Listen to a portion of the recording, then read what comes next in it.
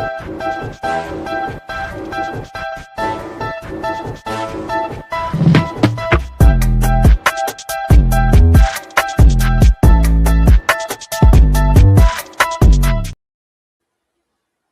everybody. Welcome to NLL Lacrosse Talk. I'm Gary Groob.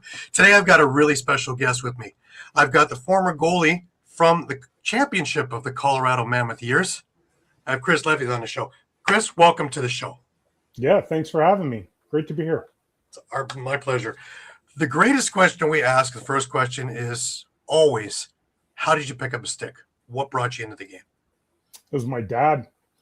My dad played lacrosse and hockey, and he played it as an adult. He didn't get a chance to play it growing up, but he found the sports as an adult when he was living in the Windsor, Essex County area there.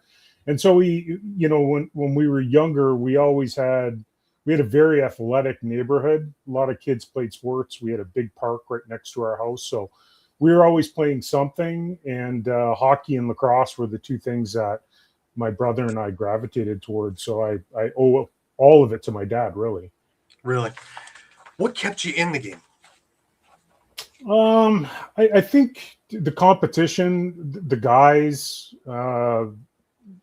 being in the dressing room, being part of the team, that was always, that was a lot of fun. And lacrosse, specifically in Windsor, was a lot of fun. I think because of the coaches that we had. We camped a lot. We go to tournaments and camp, and maybe that's an Ontario thing, but it just it made the lacrosse season a lot of fun. So yeah, naturally the relationships that I built in lacrosse were special, and to this day I still have buddies that I made through lacrosse, right? So right, it was just unique in that way, whereas hockey wasn't. Hockey was, you're staying in hotels, and it was just different. The camping element, I think, was a big thing. Right. Who were the biggest influence, other than your dad, who were the biggest influence coming up? Because again, it's not a huge community in Windsor for lacrosse. There had to be a few guys that you just kind of gravitated to and to kind of get you the right way. Yeah, when I was younger, I would say we had a lot of the Warlock guys around Windsor that were always kind of hanging around. Armand Gervais, my coach growing up, he was a good influence. But Reg Gordon, who played in Peterborough, played senior A in Peterborough back in the day. His son was Ian Gordon, who was a really, really good lacrosse player. Reg introduced us to sort of that next level of lacrosse, which was, the Brooklyn Redmen and all of them. So we would drive up to Brooklyn to watch games, and that was the first time I had seen Wayne Cawley, and so Wayne Cawley became, sort of an idol of mine growing up, right? I mean, obviously the success he had with the Redmen throughout the years was a factor in that, but he was a really a really strategic thinker. So when I talked to him about the position, he always came at it from, like a system, and that always resonated with me. So I'd say Wayne was probably my first, exposure to what I would call real lacrosse. We had the turbos across the river there in Detroit, but it was almost like those guys were untouchable. It's not like summer lacrosse where, you're meeting the guys and you're in the dressing room after games. The turbos were a little bit different. So. Yeah, and coming out of the mill era too, it was everything was just so big with ESPN and everything like that. Because I remember jumping across over to Bandits games, and it was just incredible in the Memorial Odd, and just the whole ambiance of it, and it was just done to the nines. We're still trying to recapture that now, I think. Yeah, I think the sport is going through a little bit of I don't want to say a rebranding, but I think it's almost trying to find its identity again, right? I think the field game down in the US has done a really good job of pulling in big names, and they've marketed it well. And I, for whatever reason, I think box is, I'm partial to box. I've always played box. I never played field, but box has always seemed to always lag behind, Yeah. and I think, like I said, in the field game, I think they've done a really good job of marketing it. Like, the game looks slick, and the way they package it looks really, really good. Yeah, I agree with you. I agree with you on that. It's funny because, I remember even talking with Jim Wasson and things like that, and they were talking about even in the 70s, all the things that we're striving for, we had. We Yeah, had the big arenas, we had the big crowds, we had the TV, and now yeah, we're trying to reinvent it again to get to where we used to be. And we just yeah. can't capture lightning again. Yeah, I had the years that I operated my sporting goods store. I had some really good guys around me. One of those guys was Dave Wilfong, Mhm. Yeah, and Dave played in that old league, and he would talk about that, and he would talk about playing in Long Island and how the crowds were and everything, yeah. yeah, I mean, those guys were the pioneers and sort of got everything going. But yeah, I don't know. I don't know where the game is now. It seems like Vancouver's doing a good job. Calgary seems to be doing a good job, and I don't want to pick teams out and this and that, but it seems like some of them are on the up and some of them are on the down, right? So I don't know if that's I don't know if that's sort of a wave that some teams would go through, but yeah, I also think it has to do a little bit with where the markets where they're sitting. And Vancouver's always been a hotbed. They were needing it to go back to the mainland. I think up in Langley was great and all, but it was a really difficult travel, especially if you're on the island. yeah, That's a weekend going for yeah, that. But yeah. That demographics just changed too along the way. Yeah, the LEC is a great venue, but it's not Rogers, right? So I think the more you put teams in those sorts of venues, the more it legitimizes the product. And if you have teams in that sort of venue straight across the country, well, it's taken a little bit more seriously, I think. Right, right. Let's drill back a little bit more to where you coming up. Nobody dreams about standing in front of a 100-mile-an-hour shot right off the hop. How did goalie become where you fit in? I think it was honestly, it was where I was most comfortable. I Right. remember starting out playing. I remember I started out playing in hockey, and I started playing out in lacrosse. That's where I began playing, and I don't know, I just felt lost. And we always had a set of goalie pads around the house, growing up when I was younger. So I always gravitated towards putting the pads on and letting my brother shoot on me or the kids in the neighborhood. Right, I always wanted to be in net. So I don't know. I think it was just a comfort thing. And the other thing is that, when you're playing goal, the mindset is that it's sort of all or nothing, right? You're either making the save or you're getting beat by the shot. There's no in between. And I always like that sort of approach. If I made a save, then I could say, well, it was because X and Y that I made the save. And if I allowed a goal, I'd always try and break it down into what went wrong in the sequence that ended up allowing a goal, right? Sure. So I always like that sort of approach to the game. Right. And it's funny because it's feast or famine. Either you look like the star or you look like the like the goat in it because you're the last thing everybody sees. But there's For so much sure. more.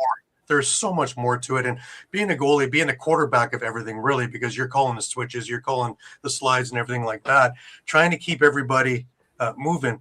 Did you find that to be natural, or did it develop into that kind of persona? Yeah, I definitely developed it. When I was younger, it was definitely tougher. You learn to communicate, you learn to work with your defenders. I say all the time to young goalies, right?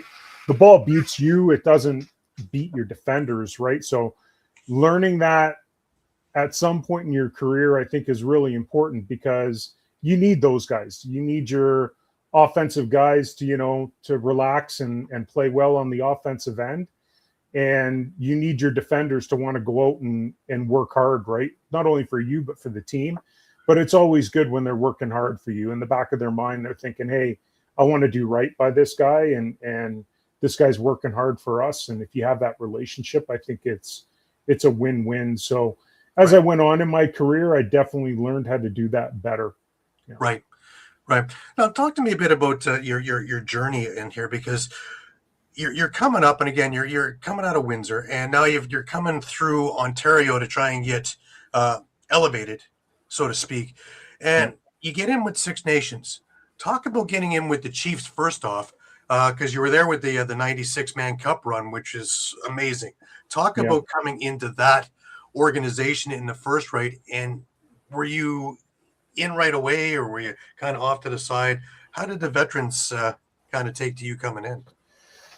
I think there was probably a little bit of a imposter syndrome on my part. You know, you're standing around guys that, you know, to this day, I think were the best lacrosse players that I ever faced or had shoot on me, right? I mean, the Chiefs team specifically, I mean, those guys, to make my point, I probably felt like an imposter. They were more than welcoming. And guys like Troy Cordingley and John Tavares and Darius Kilgore and Richie Kilgore and Jamie Batley, I mean, all of those guys have had successful coaching careers in the NLL, let alone, you know, playing careers. So all of them were really good at welcoming guys into the fold, and they certainly helped me. I mean, my confidence in my lacrosse IQ that year in '96 went through the roof, just for the simple fact that those guys would stick around 15, 20, 30 minutes after practice and shoot because they want to get better, but you know, they'll take shots. Like, they have no problems, and they have no issues giving feedback. So yeah, all those guys. I mean, I go through our power play, and I was thinking about this the other day. You know, our power play in Six Nations, we had 2 A1 power plays. Mm-hmm. And to sit back and watch those guys do what they did, I mean, the ball movement was incredible. Yeah. And so you're kind of in awe, and everything is moving so fast, you kind of get caught watching how good guys are. And so, yeah, it was just a tremendous experience. And yeah, those guys helped me out tremendously. Yeah. Right. What made that team so special? With, you know, it's one thing to have a lot of talent, you know, because there's only one ball, but the chemistry has to be so special on that it all works. Because we've all seen teams that have been overly talented that don't work.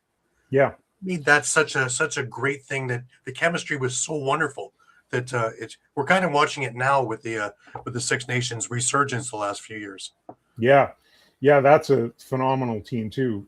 I think that there's going to be a level of talent that every guy brings to the table. And I think on his individual team, whether he's playing in the wintertime or he's playing in the summertime, that player is going to know, you know, I'm really comfortable, I'm really confident doing this one thing. And it also takes a different type of high level player to say, you know, I'm really, really good at this one thing, but on this team, in this scenario, I'm not that. I've got to do this. And that 96 Chiefs team's a perfect example of, you know, there was guys doing things on that. I mean, you've got Troy Cordingley and Jamie Batley on your right crease. I mean, 2 of the best hands I've ever played against.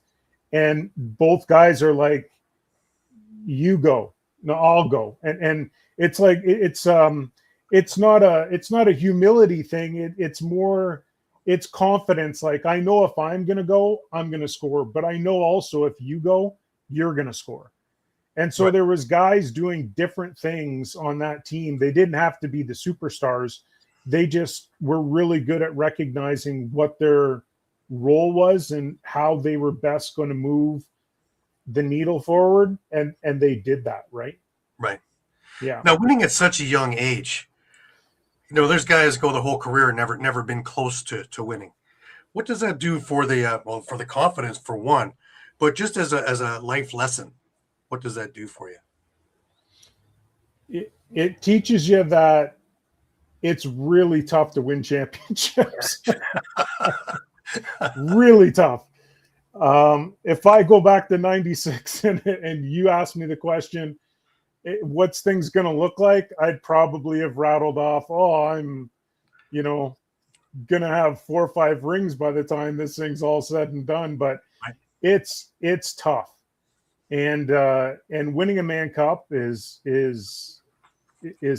something Grueling. very, very special. Yeah, just grueling. 7 games, It, 10 days. it's awful. Yeah, it's absolutely it's awful. But I mean, awful in a good way. Yeah. But it is really difficult. So, one, the stars have to sort of align that you're on the proper team and the proper organization that wants to win and is bringing in the proper guys. I was very, very fortunate in my career that I played with some incredible organizations with incredible coaches and incredible general managers and presidents and staff that were all really committed to winning. So we always had good competitive teams around. And that being said, it's still really, really tough to make it to the Man Cup and then to win a Man Cup. It's really tough. So, yeah, if you have an opportunity to be part of one of those organizations, then yeah, I agree. cherish it. Yeah, cherish it. Yeah, it's savor the moments, because who knows when that happens again. Now, the next year you wind up with the Six Nation Arrows, the junior A team, and playing with them, and played about 13 or 14 games with them, being able to put your footprint out so that the NLL would start looking. I guess it was still Mill transitioning into the MLL at that point. Yeah, 98.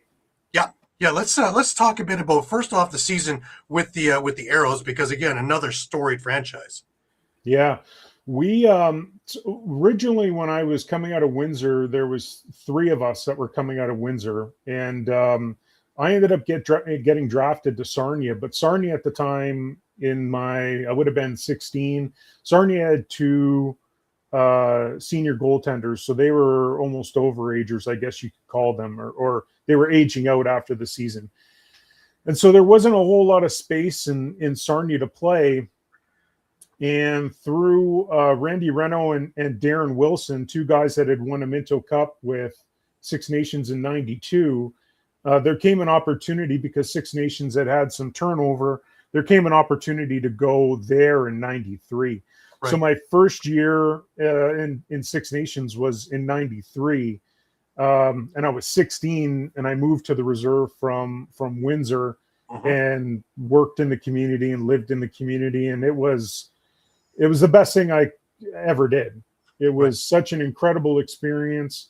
And to this day, I was talking to friends this morning from back home, and the billets, the organization, everything was top notch. And it was just a phenomenal experience right from the get-go. Right. We'll talk a little bit about the culture. It has to be a culture shock being a kid from Windsor who doesn't really know too much about this, to be right in the heart of the reservation, and everything that's going around every day, never known just at the rink. Yeah. I was born and raised on the west end of Windsor, very urban, right? And just a different culture altogether. And moving to Six Nations, it's all farmland. So, you're listening to a lot more country music than I did. Sure. And although I have an appreciation now for country music and good country music, at the time I really didn't. So it was just a lot more laid back. The things that we did for fun, different. And the relationships, different, right? It was more, it was much more laid back. It was just such a great way of life, and a good experience right off the hop. Right. Now, coming into the NLL, take us back to draft day. We're in 1997, and here you are. You get drafted by Buffalo in the 8th round. Talk to us about that, because the 8th round is not exactly known for putting out stars, but you found your way there. You found your way into the lineup. I got a few questions about that, but just draft day, and your name gets called. Talk to us about that. To be honest with you, I can't even remember it. I think that, I mean, I'm dating myself, but the internet would have been around. So, you would have gotten some sort of I would have gotten a notification on the internet Yeah. But I think there was more like, hey, we think we're going to draft you. You know, we'll see how things go. There was sort of a talk like that with a few teams, and I Right. was, you know, aging out anyway. So my headspace was, you know, I'm going to play senior one way or another, you know, and if I end up getting drafted, then great. And it just so happened that I ended up getting drafted late in the, late in the draft, and yeah. And so Right. I don't know. I didn't put much weight to it, I guess. I was still sort of in the, you know, in the Six Nations Arrows mindset. We had a really competitive uh, playoff against Whitby, and we legitimately thought, you know, we were going to win a Minto Cup. Yeah. So we were kind of getting out of that, and I was still living up in the area, so we were, yeah, probably just moping around about that whole thing when it happened, right? Yeah. My favorite question to ask is your very first training camp. Was it what you expected? It was intense. It was intense. I think there was a little bit of a taste of the speed and the caliber just being with the Chiefs, and I thank Les Wakeling for that, right? For him bringing myself and a few other guys from the team into the fold in 96 and 97. So you kind of get a taste for it there. And I mean, you're getting a taste of the best of the best. I mean, John Tavares is shooting on you, and you know, the rest of the guys that I had mentioned before. So you're getting a pretty good idea of, you know, the speed of things. But training camp is, it's a little different. As soon as you throw in the physicality and the nervousness and you know, the nerves and everything else of it, it's another level. And I think, you know, thinking back in my career, all of the training camps were like that because they're important, right? Yeah. So you're going into camp and you want to show your best right off the hop. I don't think at any point in my career I was ever a guy that was, you know, was a shoe-in. So I always felt I had to go into training camp and prove something, right? So you always had those nerves, and I would be more concerned if I didn't have those nerves going into any of the camps, right? Right, sure. Now you got into a couple of games there. Do you remember what was your welcome to the NLL kind of moments? Like, I'm not in junior anymore. Yeah. Buffalo against Rochester, and Ross Cowie got starred by a shot. He got hit between the eyes and wasn't able to continue. And it was a close game and a big rivalry, obviously, with Rochester. Yeah. And I got an opportunity to go into that game due to Ross taking a shot between the eyes. Now, when you're in the game now, and of course you're focused on what's going on, the speed of it, the speed of the NLL, is it just, you know, time to sit back and marvel, going, wow, this isn't, you know, anything I've ever seen before, and just kind of slow it down to your own, you know, recollection? I think you want to do that as a player. I think you want to be able to slow things down, but I could tell you with absolute certainty that things were moving 100 times faster than I wanted them to move when I got called to go into that net. So the only thing you can do really is just kind of have a faith in your abilities and the simple things that you work on. And even thinking back to then, I mean, a lot of that wasn't even part of my game. It was more winging it because, you know, we, as goalies, you really don't have, like, you have mentors, but you don't have like specific goalie coaches or, specific psychiatry coaches that are saying, you got to think like this, you got to move like this, you got to build this foundation. That came later on in my career, but at the beginning, none of that stuff was popular or, you know, or around. It's not like now. I mean, 5-year-olds in hockey have, you know, specific dedicated goalie coaches that are also feeding them the psychology of how to think and, you know, all that sort of stuff. that wasn't around even in the pro levels back in 98. That was non-existent, right? Right. I almost think that we miss that kind of era because you had to figure it out on yourself. You had to be good with your own self-confidence, so to speak. Whereas now everything is pigeonholed into a certain, you're told you're going to be this and we're going to give you all the information and you're this. You were able to organically grow into this and develop. And as we look at your career, you were able to pick it up in different areas and different ideas, and eventually make it to that guy, and then eventually be that guy to teach the next realm of guys in there. We don't have that anymore. Because you're saying we have coaches from the time of when you're old enough to breathe, telling you how to do it. You don't Yeah. have that kind of development. I think we're missing that still now. Yeah. There's certainly something to be said about figuring things out on your own, right?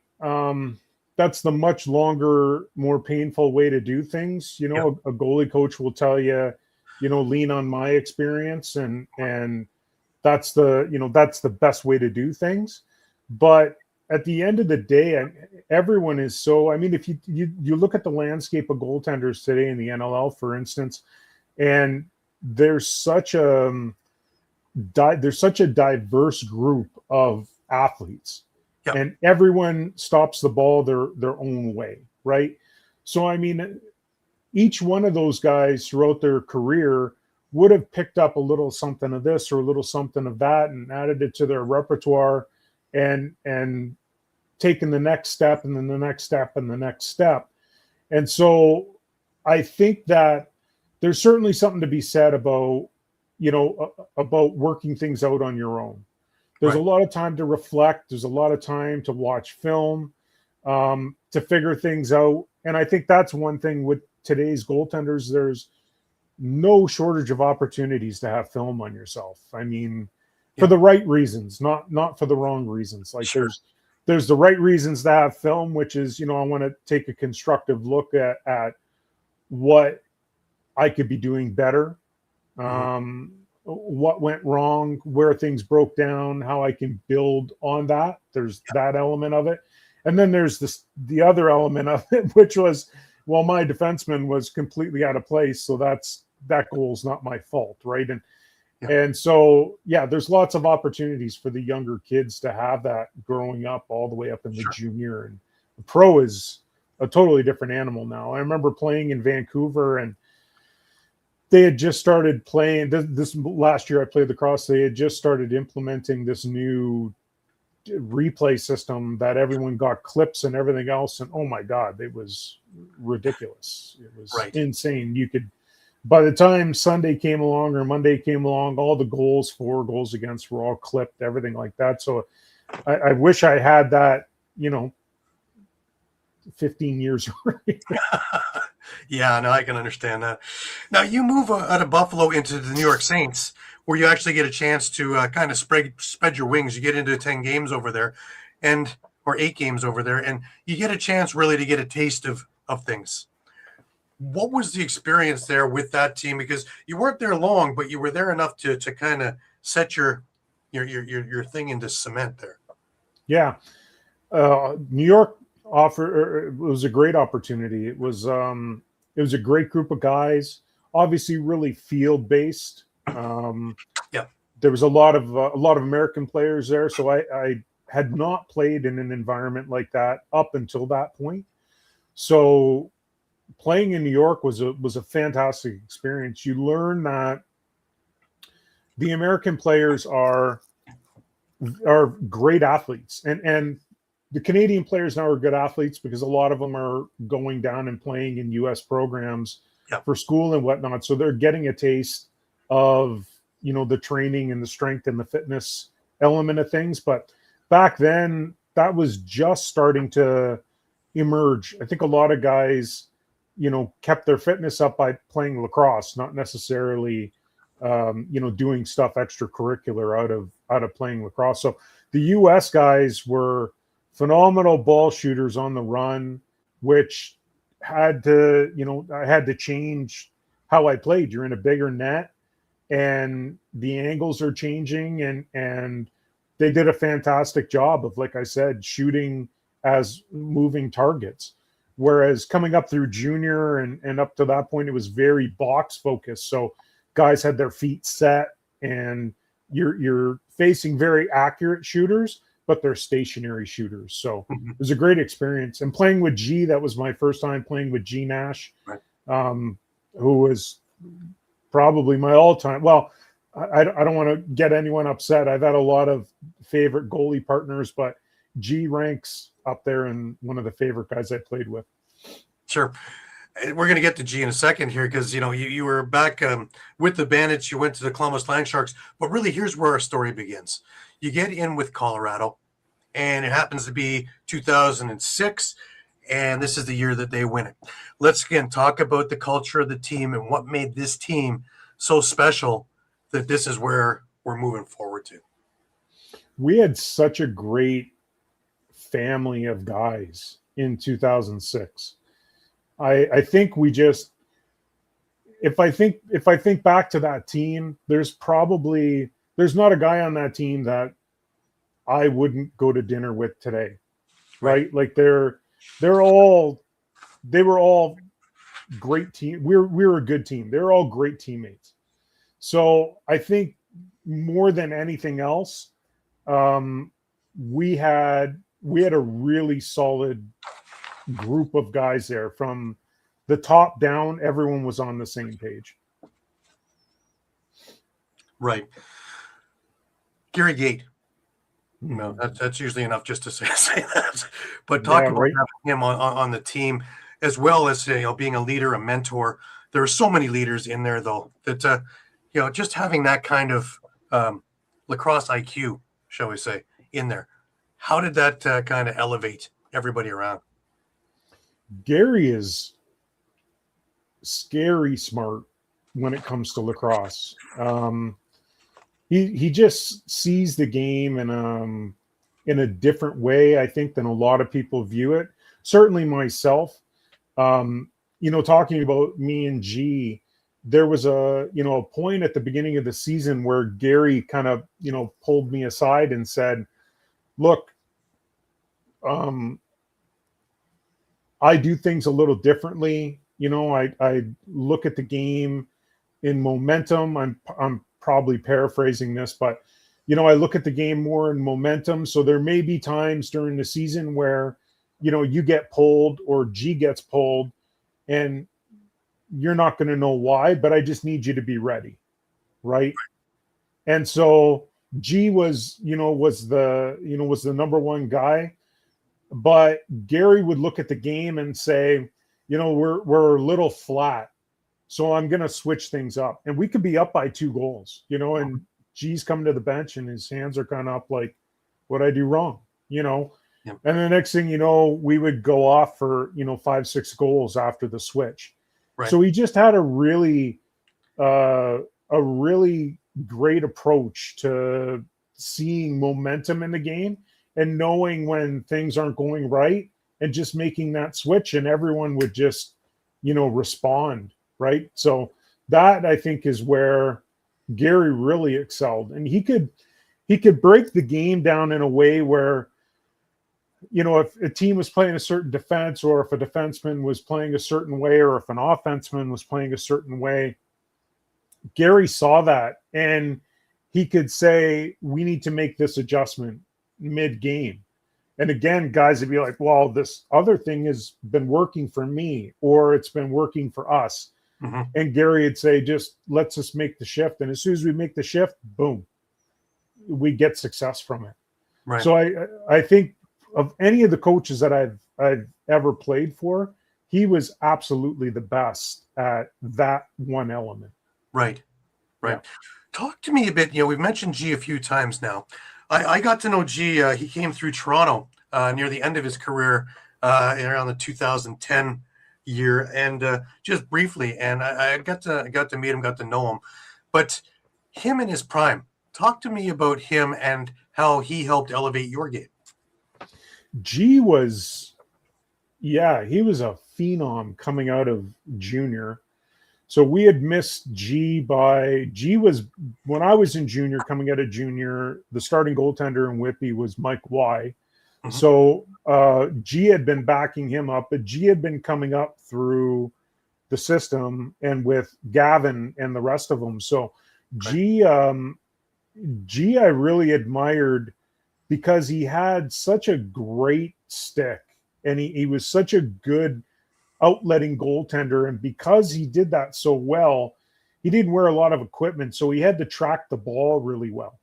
And that's probably one of the biggest things that's misunderstood with G or not appreciated is that he did such a phenomenal job of tracking the ball.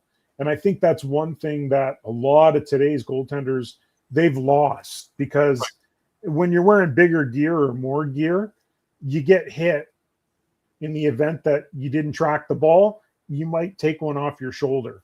Whereas, in G's case, especially when we were in New York, if you don't track that ball properly, that's a goal.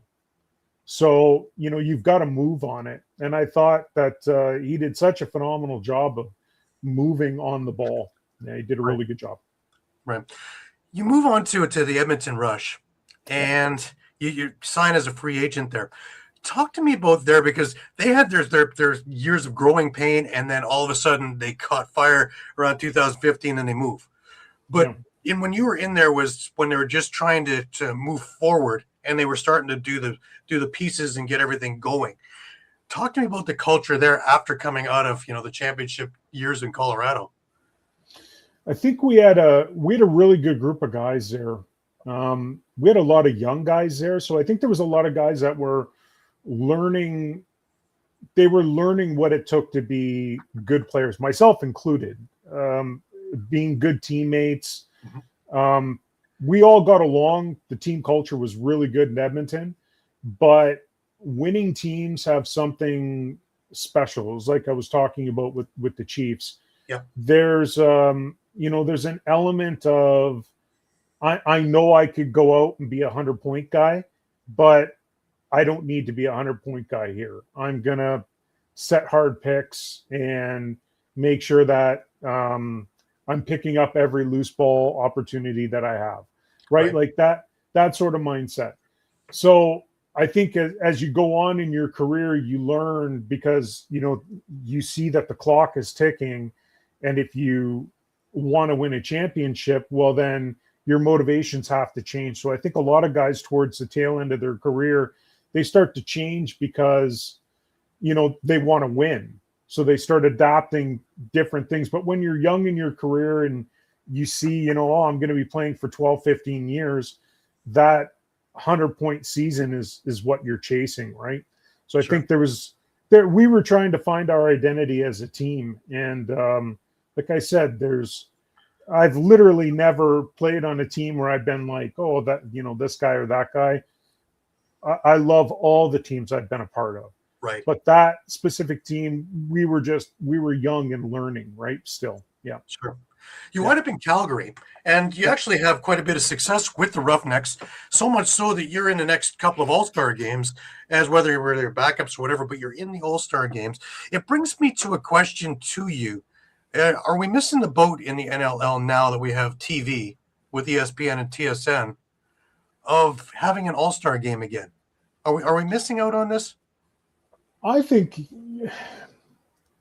some sort of all-star something is important. I think showcasing the skills is important. I think all of that stuff is great. It's a lot of fun.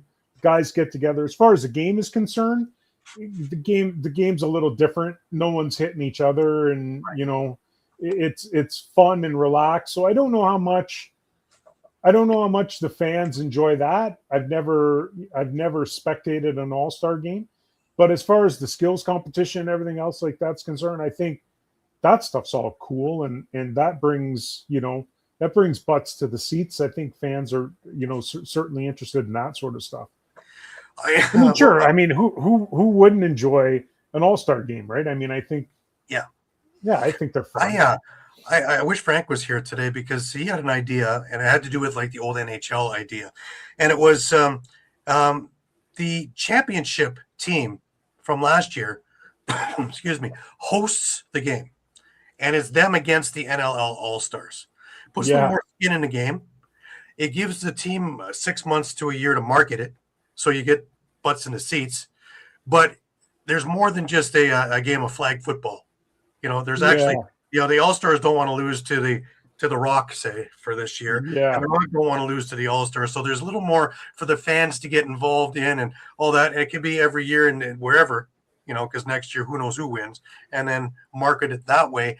And that way, there's a little bit more oomph in it. And in halftime, of course, you have the skills competitions and, make it something for everybody. But really, it'll be a spectacle for television. And a bar owner can put it on their TV and not worry about it. And I've tried this before. I've tried putting games on Chromecasted into local pubs, and you see that the conversations slowly turn there and stay there Yeah. because it's the most addictive game in the world, right? Yeah. It's got a bit of everything that has everybody enhanced in it and entranced in it. So Yeah. I think that would be a real win. Yeah, I think, well, from the All-Star games perspective, yes. I think, I think that, like I said, I think the All-Star games are fun. I don't think you have an All-Star game environment when you're putting last year's champs against the league All-Stars, though. I think there's going to be a lot more at stake in that game. And I think that, then at that point, you got to decide, is this going to be a night off for the guys, and we're just going to run the floor, or is this going to be another competitive game this week? So, yeah. Right. It's funny because when I talk to players about it, they're all, yeah. I talk to owners and management about it. It's like, no, God, no. Not a chance for them to get injured. That's our playoff run we're talking about. That's right. Yeah, absolutely. You have assets running around the floor. So I don't think guys are, I mean, I can think back, usually the All-Star games tailed an actual season game. So you were playing almost like a double header. You were playing a season game one night, and then you're traveling to the All-Star game the next day. So that sort of laxed environment was welcomed for me anyways, because, you just got done playing a game. So, yeah. Right.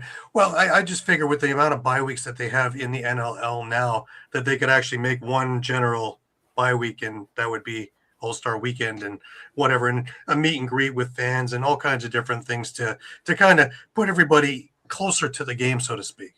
Yeah. Yeah.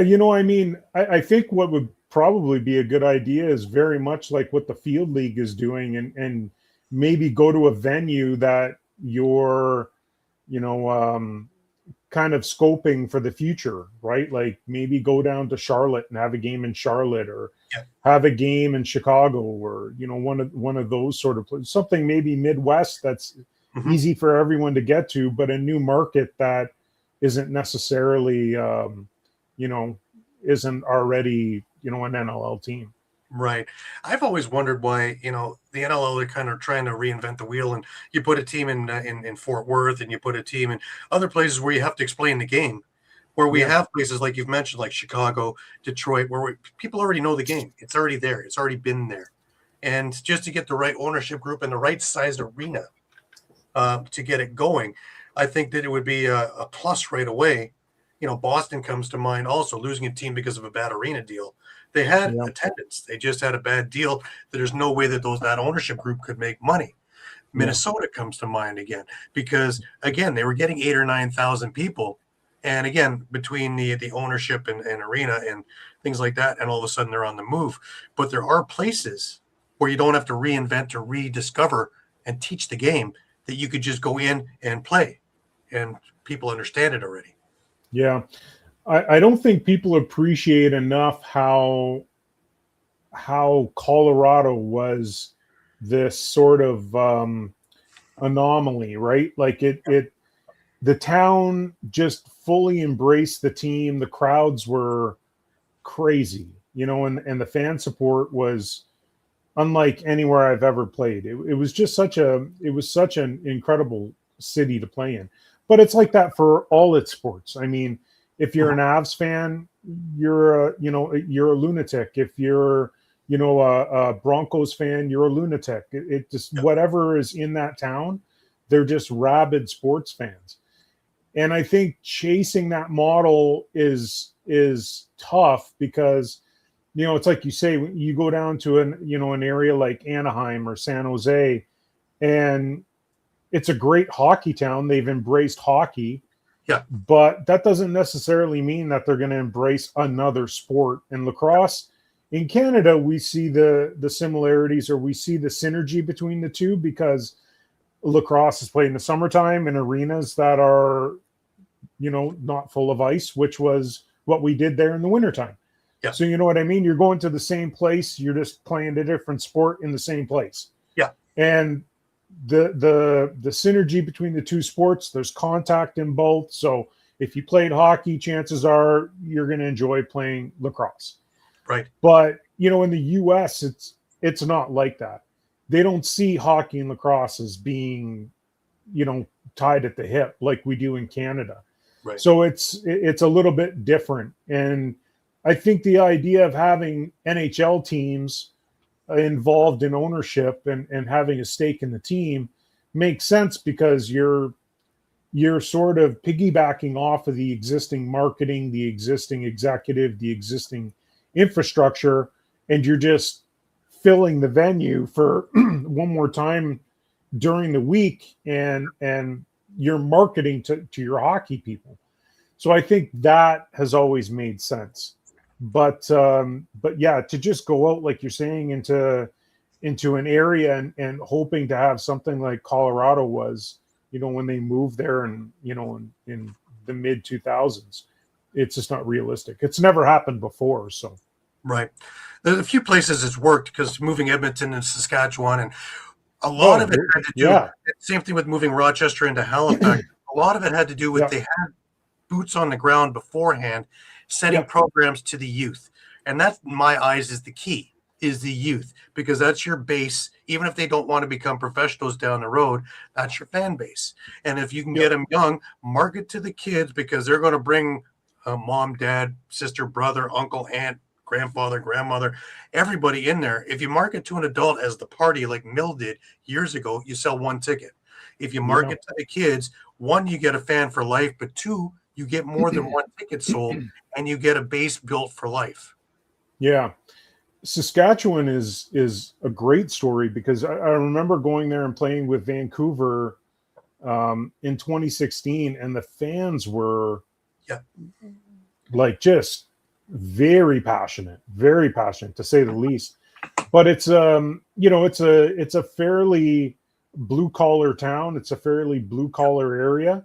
They like their football. They don't have much else going on other than, hockey and football and everything else. And you throw this sport of lacrosse into the area, and then you have a good team. Like, they also had a lot of success on the floor at that time. They were winning championships. So everyone's got something to get behind, and it's a recipe for success. If you look back, like, I agree with the kids wholeheartedly, but if you look back to Colorado, a lot of those fans, I mean, it was an event for them. They were getting dressed up, and they were going to have some beers and to hang out and to do all that sort of stuff.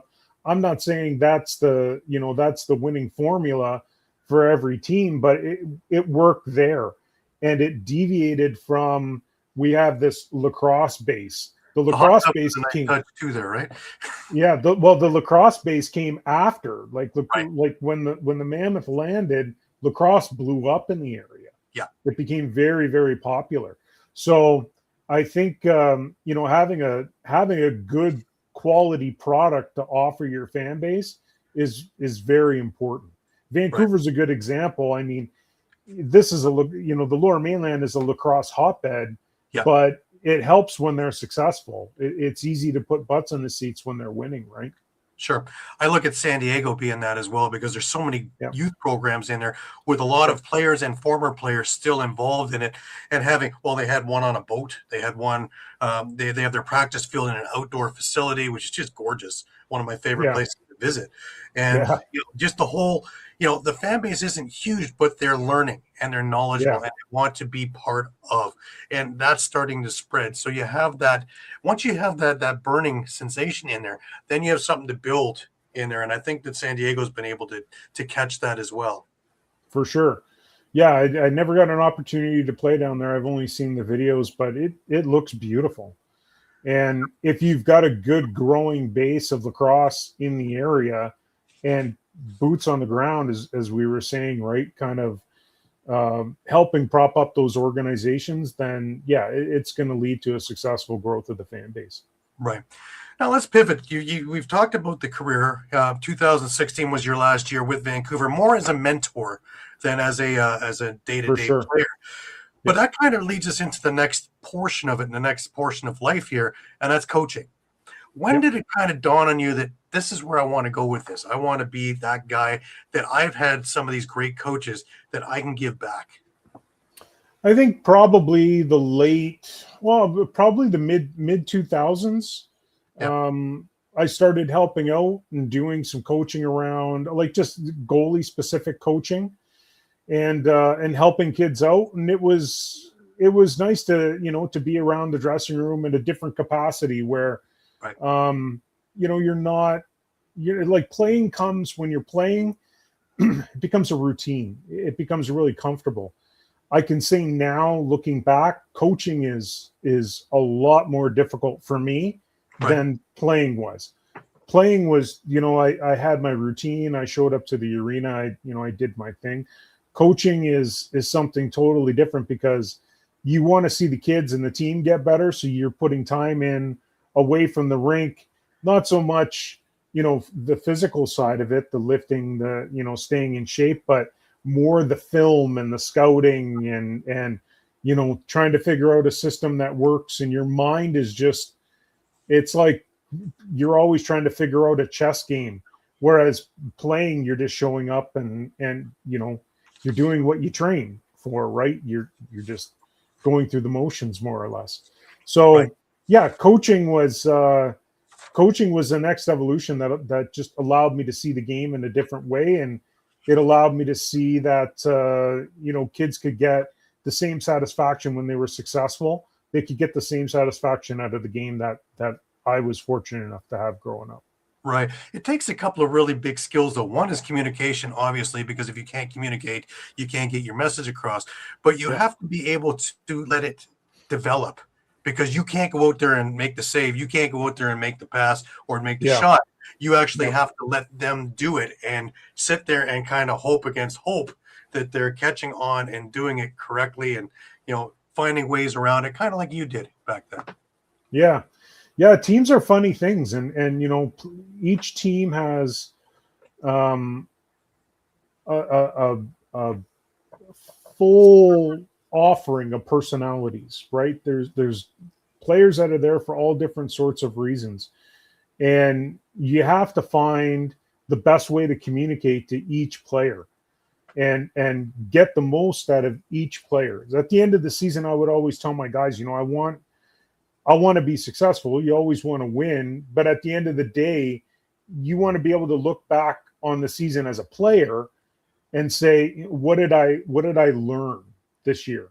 How was I able to grow this year? What do I need to work on? And that's what I always tried to focus on as success, as sort of an indicator of success for the season was, if you could start the year out and say, I was this type of player, but at the end of the year, I've grown in these areas and now I know I need to fix this, then that was always a win. Whether, I was never fortunate enough to win championships as a coach, but all the same, you want your players developing and growing and having that at the end of the season. Sure. I think that there's maybe a bit too much emphasis on the championship thing, and I think you have it right. Is if we can get them to develop, really, that is a championship in its own right, because leadership, we talk about it being something that's developed, but can it be taught? Yes, 100%. Right. Yeah, leaders. I don't think leaders are born. I think leaders are made, right? Yeah. And I think that depending on the adversity that you go through or you've gone through in your life, that's what dictates your level of empathy and your communication style and your ability. I think all that stuff is learned through the years. And I think a lot in today coaching minor sports, there is a real fixation on winning. Like I want my child to be part of a winning environment, and that's what's most important. We have to win, and if we're not winning here, then I'm going to pull them and put them in this winning organization. And I think that's tough because at some point in your life you're going to lose. You're going to hit a losing streak, and I think when you do, what you do after that is what you're going to use in life. Sports are going to fade out.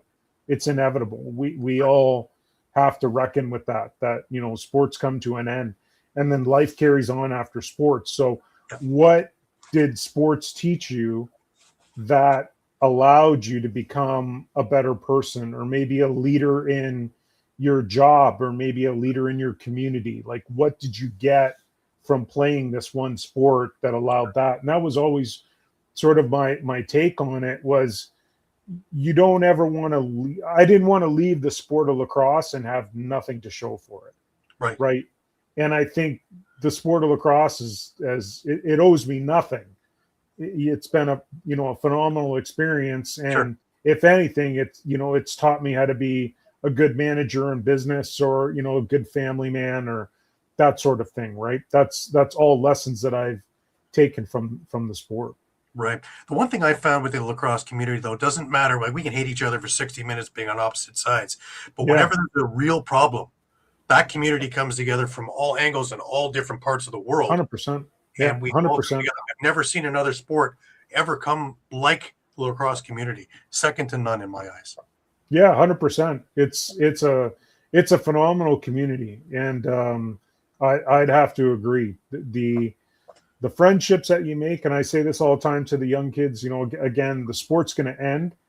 But at the end of the day, you're going to be sitting on maybe a golf course or a hockey dressing room, drinking beers with the same guys that you played lacrosse with when you were 6, 7 years old. And that's the most important thing. Right. And you can't drive that home enough when kids are 9, 10, 11 years old, because they have their whole lives ahead of them. Right. Mm-hmm.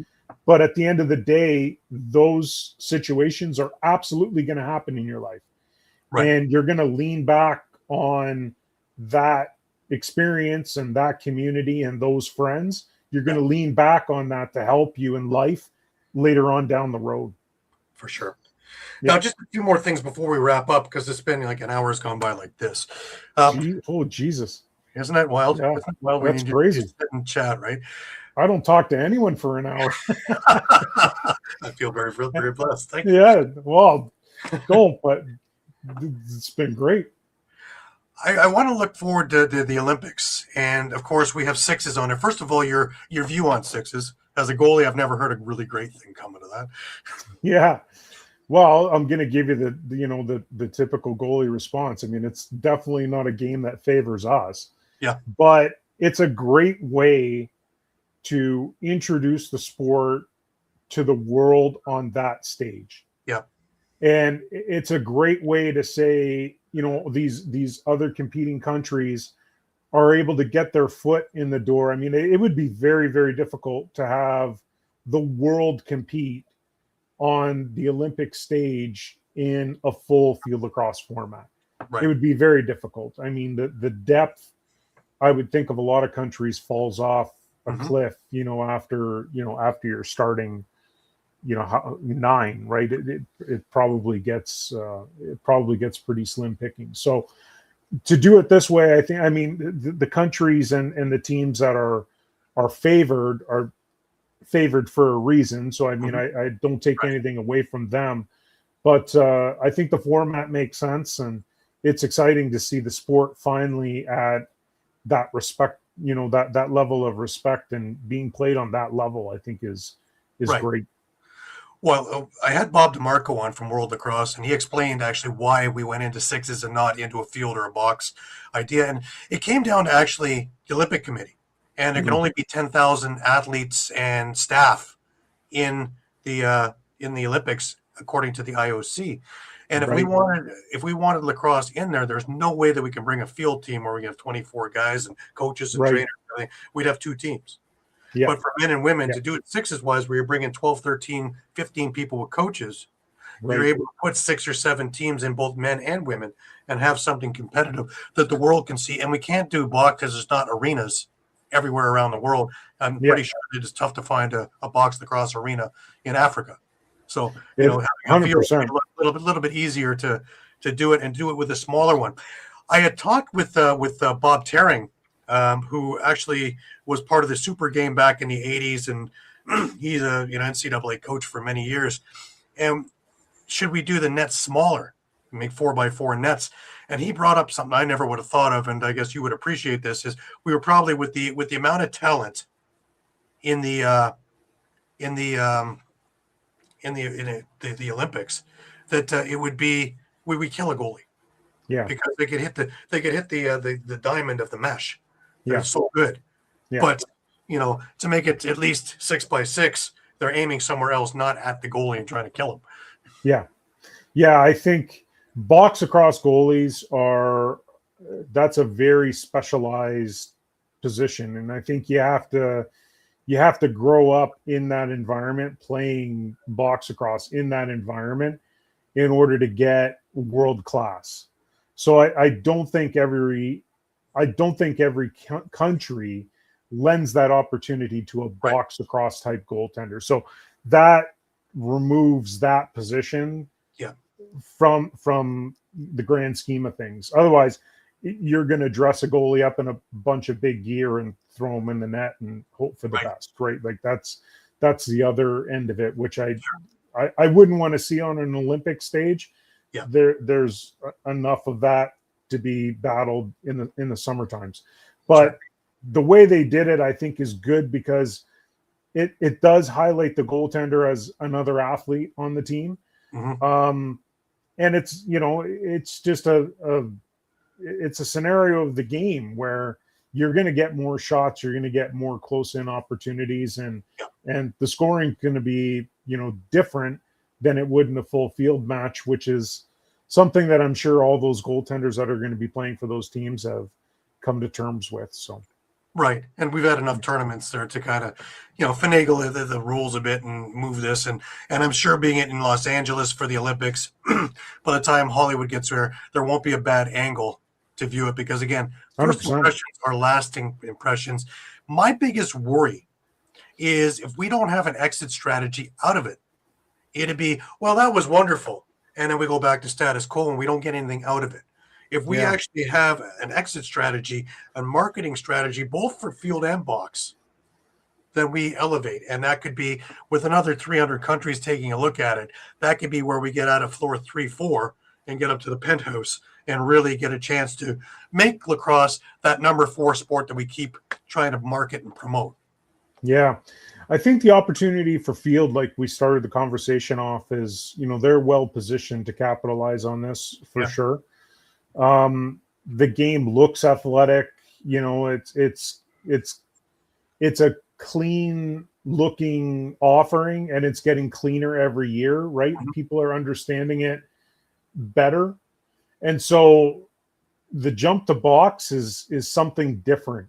It's almost like the leap from football to arena football. It's the same thing, but it's not really the same thing. And I hate to use that analogy, but the powers that be that market box across have to find a way to take box across more towards hockey as opposed the arena football area. And that's what I worry about. I worry about, exactly like you say, they come out of the Olympics, they've got all this, all this momentum.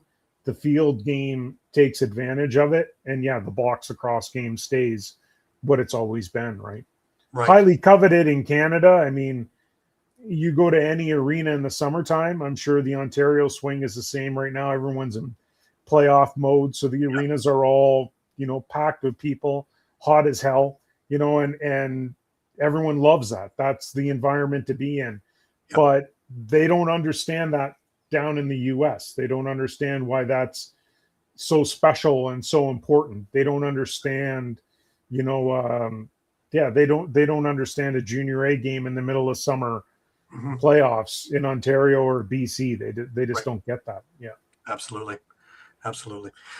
Finally, when people hear your name 20, 30 years from now, what do you hope that they're thinking when they hear it? Holy Your man, legacy. my legacy. Um, yeah, I've never really thought of that. I guess I just want to be remembered as a guy that was a good team guy, Yeah. right? I always enjoyed, I always enjoyed being around the team and the guys and competing. And so I think of anything, that's probably what was the most important thing to me was just being regarded as a guy that worked hard for his teammates and appreciated his teammates. Right. Yeah, no, Well, I appreciate it, man. Thank you so much for doing this. yeah, thank you. I really love digging into all the things that people don't see when they're watching a player on the floor. All the Yeah, things that went into it, all the different things, both psychological and physical, and the development, and really the whole circle of everything and giving back. And I really appreciate you taking the time and being so eloquent about being able to describe it. yeah, I appreciate you having me. This is a lot of fun. All right. Well, that's the NLL Lacrosse Talk for this week, seen every Thursday at 4 p.m. Eastern. We look forward to having you back again next week. And until then, for Chris Levis and for Gary Groob, remember, keep your sticks high, keep your spirits higher until we meet each other next week. Have a great week, everybody.